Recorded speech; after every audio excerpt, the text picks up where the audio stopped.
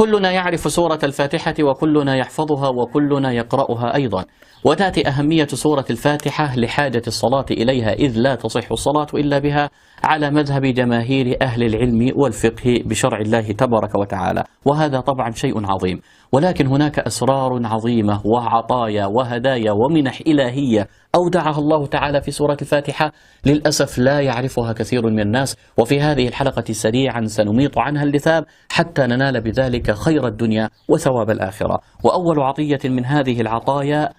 عطية سورة الفاتحة في الرزق. تخيل أنك إذا كنت مديونا، إذا كنت تمر بضائقة مادية، تمر بأزمة اقتصادية، ضاق بك الحال، توقفت المصالح، تعطلت الأعمال، عملت الذي عليك وزيادة، ولكن الحال واقف والمصالح معطلة، عليك بسر من أسرار الله تعالى في سورة الفاتحة، لأن أصحاب النبي صلى الله